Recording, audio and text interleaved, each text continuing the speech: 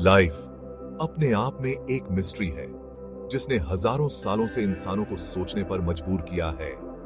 हम इस दुनिया में जन्म लेते हाय, खुशी और गम, प्यार और बिछड़ना सब देखते हाय, और फिर आखिरकार हमारा ये सफर खत्म हो जाता है।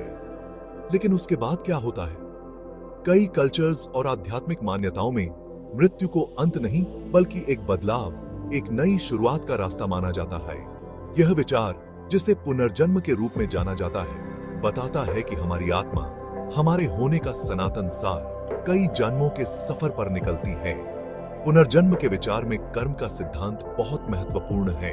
अक्सर लोग कर्म को गलत समझते हैं, उसे दंड या इनाम की व्यवस्था मानते हैं, लेकिन कर्म असल में कारण और प्रभाव का नियम है। हर काम, विचार और इरादा एक लहर पैदा करता है जो न केवल हमारे वर्तमान को बल्कि हमारे आने वाले जीवन को भी आकार देता है। जैसे एक बीज में एक विशाल वृक्ष बनने की क्षमता होती है, वैसे ही इस जीवन में हमारे कर्मों में हमारे अगले जन्म के अनुभवों के बीज होते हैं। जीवन, मृत्यु और पुनर्जन्म का यह जटिल चक्र हमारे अस्तित्व के अर्थ और हर चीज के जुड़ाव पर एक गहरा दृष्टिकोण प्रदान करता है। यह हमें याद दिलाता है कि हम केवल एक ही जीवन के उत्पाद नहीं हैं, बल्कि विकास, सीखने और बढ़ने की यात्रा पर निकले हुए अनंत यात्री हैं। कर्म का विचार प्राचीन भारतीय दर्शन से आया है, जो हजारों वर्षों से चली आ रही ज्ञान की एक समृद्ध परंपरा है। यह पुनर्जन्म की मान्यता के साथ गहराई से जुड़ा हुआ है और यह जीवन के चक्रीय स्वरूप और हमारे कर्मों के परिणामों को समझने के लिए एक रूपरेखा प्रदान करता है। कर्म को एक सार्वभौमिक सिद्धांत के रूप में देखें तो यह गुरुत्वाकर्षण की तरह ब्रह्मांड के संतुलन को नियंत्रित करता है। जिस प्रकार भौतिक जगत में प्रत्येक क्रिया की प्रतिक्रिया होती है, उसी प्रकार हमारे विचार, शब्द और कर्म भी कर्म के निशान बनाते हैं जो हमारे भविष्य के अनुभवों को प्रभावित करते हैं। कर्म कोई ऐसी नियति या किस्मत नहीं है जिसे हम बदल नहीं सकते। इसके बजाय यह एक गतिशील शक्ति है जिसे हम स्वयं गति देते हैं। ये हमारे इरादों और हमारे द्वारा किए गए चुनावों का प्रतिबिंब है, चाहे वह सचेत हो या अचेतन। हर कार्य, चाहे वह कितना भी छोटा क्यों न हो या कितना भी प्रभावशाली क्यों न हो, कर्म ऊर्जा उत्पन्न करता है। यह ऊर्जा हमारी चेतना की उपजाऊ भूमि में बोए गए बीज की तरह अंततः फल देगी, हमारे जीवन की परिस्थितियों को आकार देगी।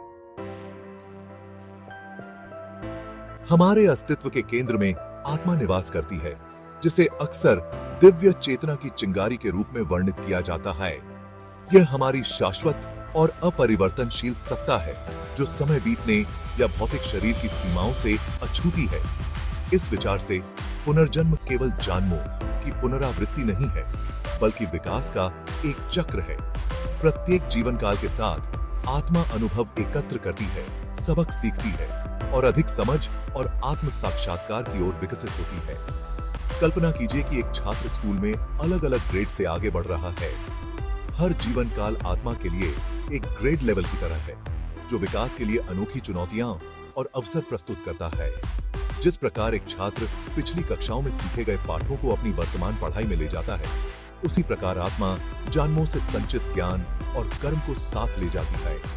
यह प्रक्रिया तब तक जारी रहती है जब तक कि आत्मा मुक्ति प्राप्त नहीं कर लेती, जन्म और मृत्यु के चक्र को पार कर जाती है और शुद्ध चेतना के रूप में अपने वास्तविक स्वरूप को महसूस करती है।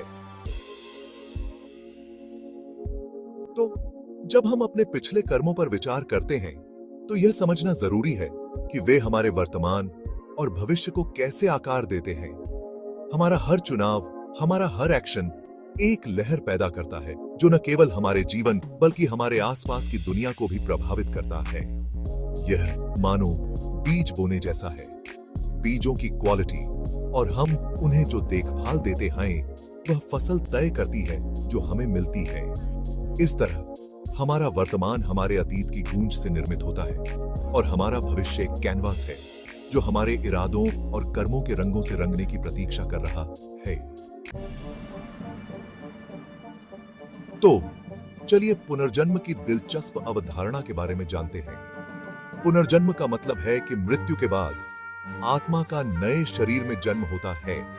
यह विचार, जो कई संस्कृतियों और धर्मों में पाया जाता है, आत्मा की निरंतरता को समझने के लिए एक रूपरेखा प्रदान करता है।